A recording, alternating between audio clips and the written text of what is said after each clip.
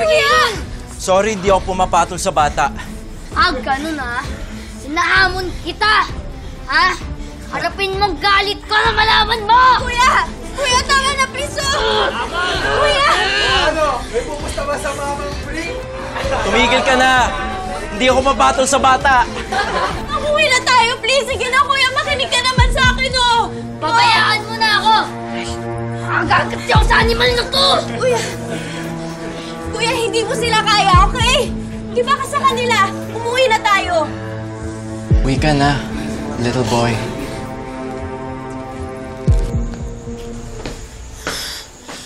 Ano ba nangyayari sa magkapatid na yan? Riley, ano?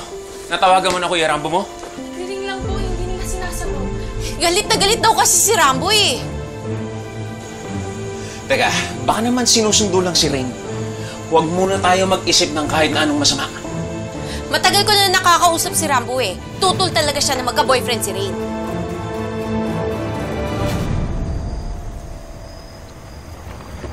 Manong, doon na nga. Apat. Bayad ho.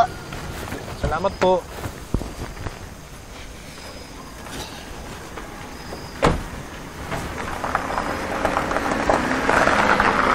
Kuya, may sugat ka.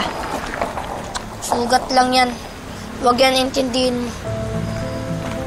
Pero yung ginawa mong panluloko sa amin, mas matindi yun.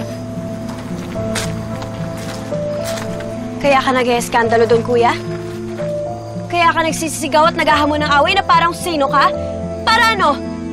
Para paiyayin ako? Di ba nakakaya naman talaga yung ginawa mo? Kuya, wala akong ginagawang masama. Anong wala? Ha?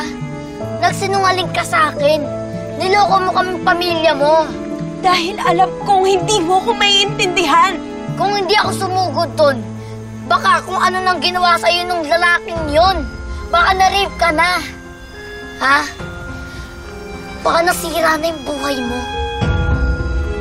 Kuya, mahal ko si Joril. Mahal? Kailan mo lang siya nakilala, mahal agad. Ano bang alam mo sa pinagdadaanan ko, kuya? Di ba wala? Rain, concern lang naman ako sa kinabukasan mo. Kinabukasan ko ba talaga, kuya? O ang masunod lang ang gusto mo?